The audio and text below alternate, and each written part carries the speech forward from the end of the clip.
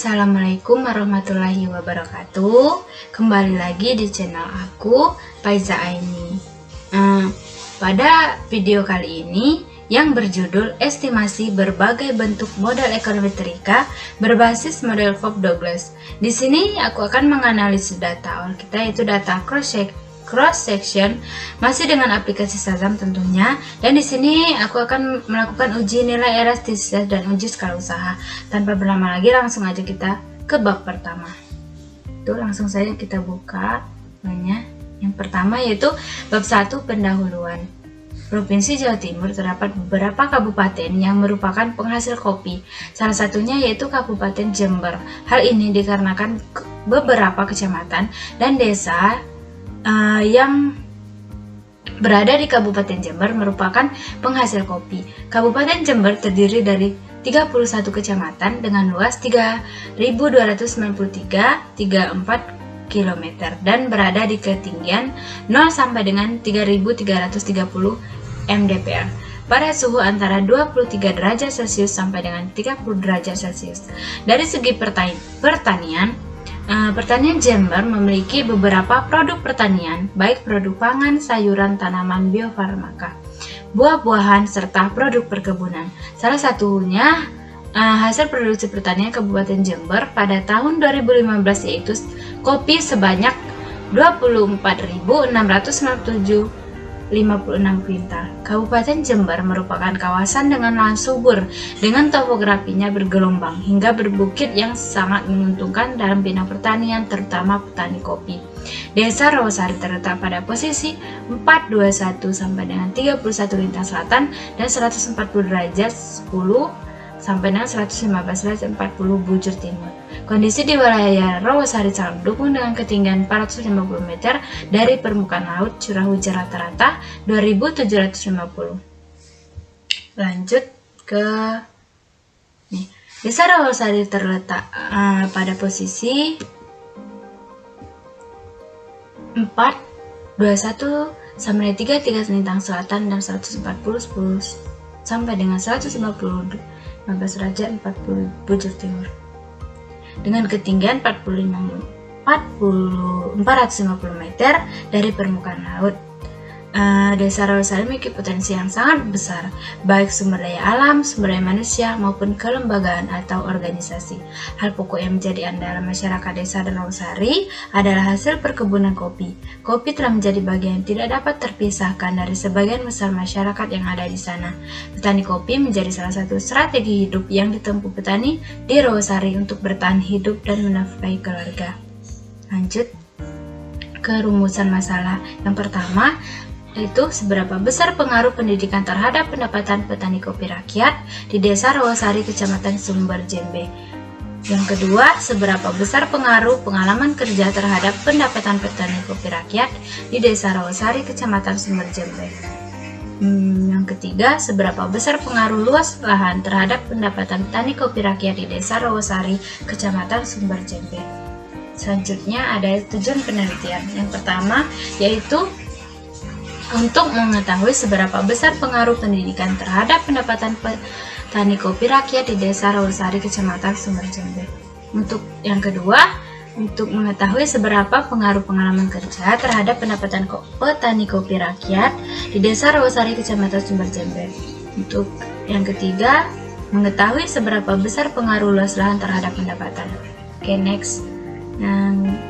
Manfaat penelitian. Yang pertama yaitu penelitian ini diharapkan dapat memberikan tambahan informasi dan penjelasan terhadap para petani kopi rakyat terkait dengan potensi-potensi yang dapat dikembangkan dalam sektor perkebunan kopi untuk meningkatkan pendapatan para petani dan agar petani memiliki pemikiran yang luas dan berinovasi untuk mengembangkan hasil output kopi secara lebih luas. Yang kedua, dapat digunakan sebagai dasar untuk mengetahui fenomena yang diungkapkan dan pengembangan sesuai dengan bidang konsentrasi ilmu yang ditekuni, baik melalui pemikiran maupun dengan kebijakan yang bermanfaat. Next, bab 2, jenjang pustaka. Pendapatan atau penghasilan adalah bentuk balas karya yang diperoleh sebagai imbalan atau balas jasa sumbangan seseorang terhadap proses produksi menurut teori Fisher dalam Noviren 1996. Dari Kecamatan, tenaga kerja upah dianggap sebagai sumber penghasil pokok atau disebut human income sebagai sumber pendapatan tenaga kerja ingin agar mencukupi. Oleh karena itu, tenaga kerja mempunyai konsep tersendiri tentang seberapa tinggi upah yang sebaiknya. Dari berbagai faktor yang dijadikan pertimbangan mereka, ada dua buah yang penting dalam kaitannya dengan pembahasan sekarang ini. Pertama, tingkat upah perlu mencukupi kebutuhan. Yang kedua, tingginya upah sesuai dengan harapan ekonomis. Next. Bab 3. Metode penelitian. Lokasi penelitian di Desa Rawasari, Kecamatan Sumberjembe, Kabupaten Jember. Karena di desa ini memiliki kebun kopi rakyat yang cukup luas dan mampu memberikan kemandirian ekonomi bagi rakyat atau petani kopi yang berada di Desa Rawasari, Kecamatan Sumberjembe, Kabupaten Jember, sehingga dapat meningkatkan kesejahteraan, perekonomian, dan taraf hidup petani kopi.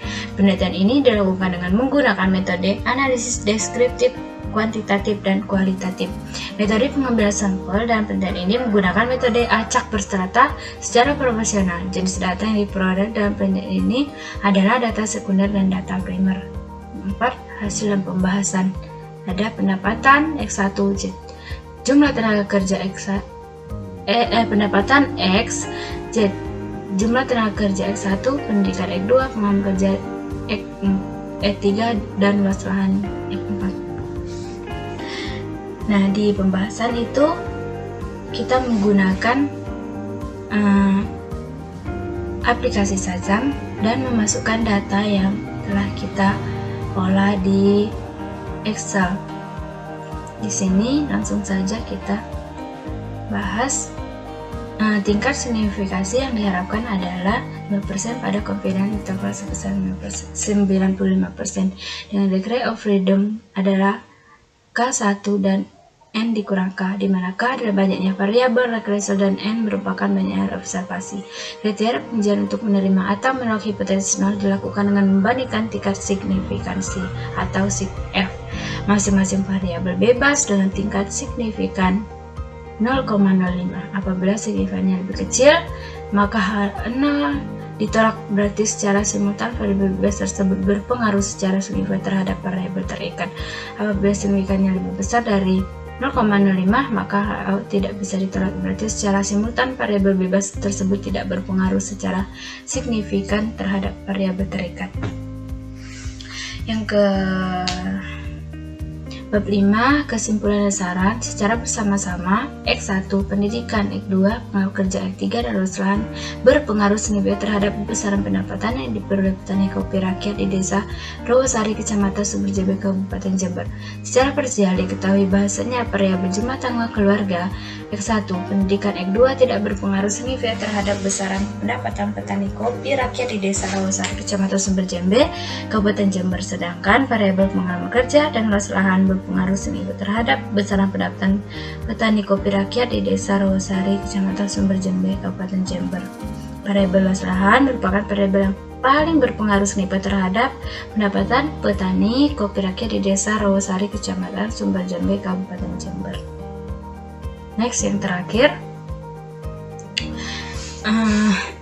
saran bagi petani kopi hendaknya meningkatkan pengetahuan tentang budidaya kopi dari petani yang sudah lebih berpengalaman, atau melalui pelatihan-pelatihan, penyuluhan, atau pembinaan yang diadakan oleh PDB, perusahaan daerah perkebunan, agar petani kopi lebih tahu mengenai efisiensi penggunaan modal supaya dapat menghemat penggunaan modal dan dapat meningkatkan pendapatan dan kesejahteraan petani. Yang kedua, bagi petani kopi hendaknya jangan terpaku pada satu pekerjaan saja, hendaknya juga mencari mata pencarian lain untuk menambah pendapatan petani dalam memenuhi kebutuhannya.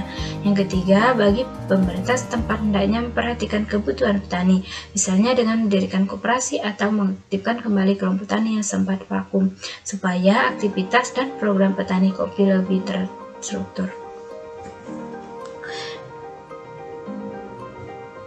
Itulah penjelasan dari saya. Kurang atau lebih saya minta maaf. Assalamualaikum warahmatullahi wabarakatuh.